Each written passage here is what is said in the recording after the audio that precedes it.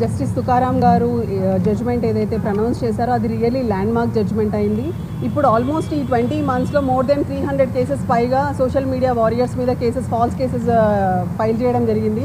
So ఇందులో almost చాలా కేసెస్లో ఏంటంటే పోలీస్ వాళ్ళే కంప్లైంట్ అయ్యి అట్లాంటి ఎన్నో కేసెస్ ఫైల్ అయినాయి. ఇప్పుడు నల్లబాలు విషయంలో కూడా తీసుకుంటే శశిధర్ గౌడ్, సో తన దాంట్లో కూడా 3 కేసెస్ బుక్ అయినాయి. ఒకటేమో కరీంనగర్ పోలీస్ స్టేషన్, ఒకటి గోదావరి గని, ఒకటి ఏమో సిసిపిఎస్ రామగుండం. సో ఈ 3 కేసెస్లో కూడా ఇంటెన్షనల్లీ అసలు దెర్ ఈజ్ నథింగ్ ఒక పోస్ట్ని రీట్వీట్ చేస్తే అసలు మనం నిజంగా కూడా దేశంలో కాదు ప్రపంచంలో కూడా ఎక్కడ చూడలేదు.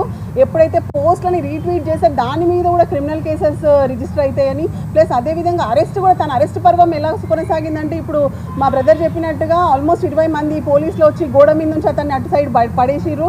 అదే కాకుండా ఒక గ్రీన్ ఛానల్ ద్వారా తీసుకెళ్లడం జరిగింది శశిధర్ గౌడ్ని ఆ రోజు. అంటే యూజువల్లీ మనము గ్రీన్ ఛానల్ ఎప్పుడు యూజ్ చేస్తాం, గ్రీన్ ఛానల్ అనేది ఎప్పుడైనా ఆర్గన్ ఏదైనా అవసరం పడుతుంది అత్యవసర పరిస్థితిలో అంతమంది పోలీసులని ½ కిలోమీటర్కి దూరంలో పెట్టుకుంటూ వాళ్ళని తీసుకెళ్లడం జరుగుతుంది. సో ఏదో చాలా పెద్ద తీవ్రమైన నేరం చేసినట్టుగా, తీవ్రమైన నేరం ఉన్నట్టుగా అట్లా ఆ విధంగా శశిధర్ గౌడ్ని చాలా భయంకరంగా పోలీస్ స్టేషన్కి తీసుకుపోయి ఆ తర్వాత ఏమంటారు అర్ధరాత్రి ఆల్మోస్ట్ లేట్ అవర్స్లో రిమాండ్ చేయడం జరిగింది.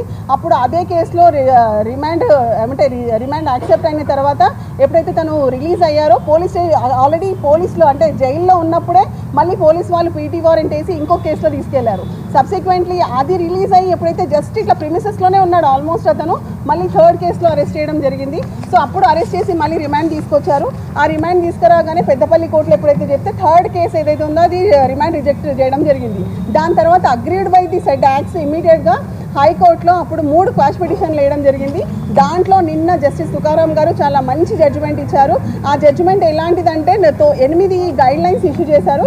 ఆ గైడ్లైన్స్ ప్రకారం ఏంటంటే ఖచ్చితంగా ఎప్పుడైతే ఏదైనా కంప్లైంట్ వచ్చినప్పుడు పోలీస్ వాళ్ళు లోకల్ స్టాండింగ్ ఉందా లేదా, అసలు ఆ కంప్లైంట్ ప్రాపరా కాదా, ఆ కంప్లైంటే నిజంగా సఫరరా కాదా, సో ఆ విషయం చూడాలి. అదేవిధంగా ప్రిలిమినరీ ఎంక్వైరీ చేయాలి ఎఫ్ఐఆర్ రిజిస్టర్ చేసే ముందు.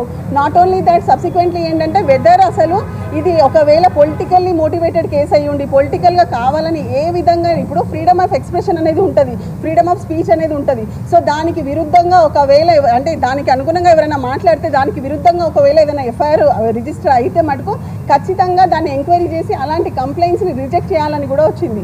అదేవిధంగా ఒక అర్నేష్ కుమార్ జడ్జిమెంట్ ఉంది బిలో 7 years ఉన్న సెక్షన్లో ఒకవేళ అరెస్ట్ బిలో 7 years ఉంటే ఏ గైడ్ లైన్స్ ఫాలో కావాలి అది కూడా ఖచ్చితంగా ఫాలో కావాలని వచ్చింది. సో ఇంత మంచి జడ్జిమెంట్ వచ్చింది, దానికి రియల్గా మేమందరం కూడా హర్షం వ్యక్తం చేస్తున్నాం.